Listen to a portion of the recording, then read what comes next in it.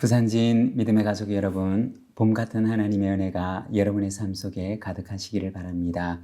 오늘 말씀은 창세기 41장 25절에서 36절입니다.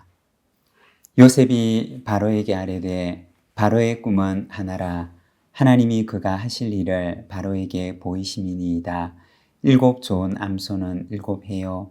7 좋은 이삭도 7해니 그 꿈은 하나라. 그 후에 올라온 파리하고 흉한 7소는 7년이요.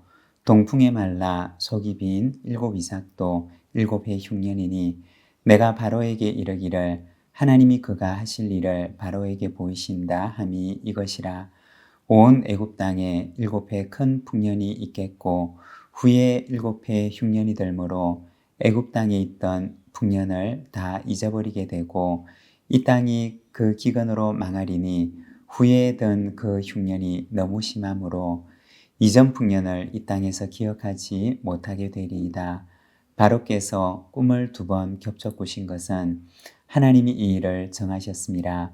하나님이 속히 행하시리니 이제 바로에게는 명철하고 지혜 있는 사람을 택하여 애굽 땅을 다스리게 하시고 바로께서는 또 이같이 행하사 나라 안에 감독관들을 두어 그 7해 풍년에 애굽 땅의 5분의 1을 거두되 그들로 장차올 풍년의 모든 곡물을 거두고 그 곡물을 바로의 손에 돌려 양식을 위하여 각 성읍에 쌓아두게 하소서.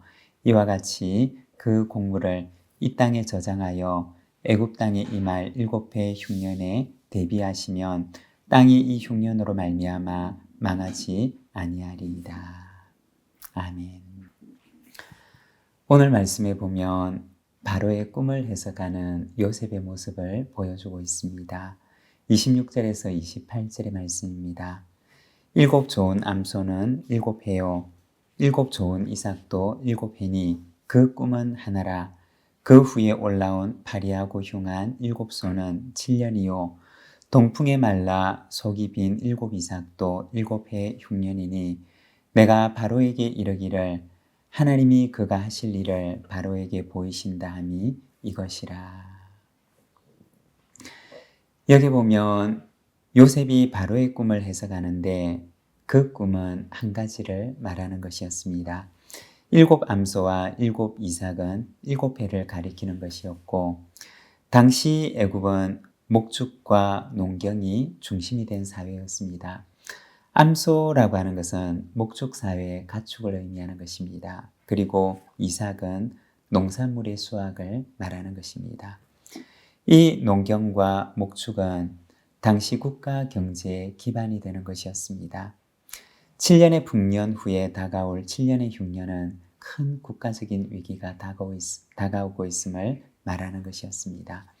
하나님께서는 꿈을 통해서 이 일을 바로에게 알리셨던 것입니다. 꿈의 목적은 단순히 두려움을 주거나 혹은 위기를 주기 위함이 아니었습니다. 그것은 대비할 수 있는 시간을 주기 위함이었습니다. 요셉은 꿈의 의미를 상세하게 바로에게 일러줍니다. 그리고 왕의 꿈을 2번 꾸도록 하신 것은 하나님께서 이것을 확정하셨음을 보여주는 것이었습니다. 그리고 대비책을 제안하는데 33절에서 35절의 말씀을 보면 이렇게 말합니다. 이제 바로께서는 명철하고 지혜 있는 사람을 택하여 애굽 땅을 다스리게 하시고 바로께서는 또 이같이 행하사 나라 안에 감독관들을 두어 그 7해 풍년에 애굽 땅의 5분의 1을 거두되 그들로 장차올 풍년의 모든 곡물을 거두고 그 곡물을 바로의 손에 돌려 양식을 위하여 각 성읍에 쌓아두게 하소서. 첫째는 명철하고 지혜 있는 사람을 택하여 나라를 총괄하게 하십시오 라는 제안이었습니다. 그리고 2번째는 지방의 감독관들을 두어서 행정을 분담할 체계를 갖추라는 것이었습니다. 그리고 3번째는 다가올 흉년을 대비해서 식량을 조직적으로 비축하라는 것이었습니다. 그리고 흉년이 끝날 때까지 저장한 식량을 잘 관리하고 보존할 것을 말합니다. 요셉은 바로의 꿈을 해석하고 나아가서 어떻게 대비를 해야 되는지 상세하게 이야기를 합니다. 여러분, 꿈을 잘 해석하는 것도 큰일이겠지만 그러나 더 중요한 것은 어떻게 대비해야 하는가라는 것이었습니다. 그런데 요셉은 어떻게 대비해야 될지 분명한 로드맵을 제시했던 것입니다. 요셉의 이러한 식견이 어디에서 생기는 것일까요? 하나님께서 그를 훈련시키셨기 때문이었습니다.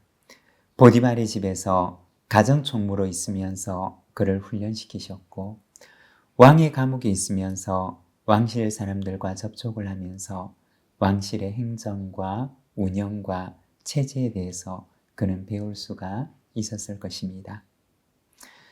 보디발의 집에서 보냈던 그 시간들, 그리고 왕의 감옥에서 보냈던 그 시간들은 요셉의 인생에 필요가 없는 시간들인 줄로만 알았는데, 그런데 하나님의 섭리 속에서 보니 그 시간들은 그에게 꼭 필요한 시간이었던 것입니다. 요셉의 가족을 그리고 많은 사람들을 구원하기 위해서 꼭 필요한 시간을 그는 보내고 있었던 것입니다. 여러분, 우리에게는 어떠할까요? 우리에게 필요 없는 시간이 있을까요? 우리에게도 역시 필요 없는 시간은 없습니다. 결국에는 모든 것들이 합력하여 하나님의 선을 이루게 하십니다. 지금은 아무것도 보이지 않는 시점에 우리가 서 있을지라도 하나님을 신뢰함으로 하나님을 믿고 오늘을 기도와 감사로 살아가는 저와 여러분이 되시기를 바랍니다. 기도하겠습니다. 하나님 아버지 은혜를 감사합니다. 오늘 우리가 주님의 말씀을 바라봅니다. 요셉의 인생 가운데 이해할 수 없는 시간들이 있었지만 돌아보니 필요 없는 시간들이 없었음을 우리가 그의 삶을 통하여 성경을 통하여 바라봅니다.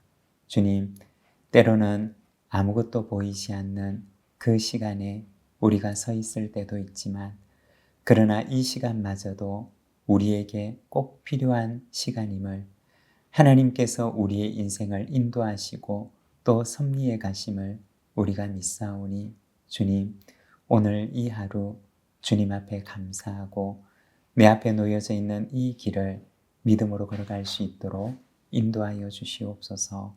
예수님의 이름으로 기도드립니다. 아멘.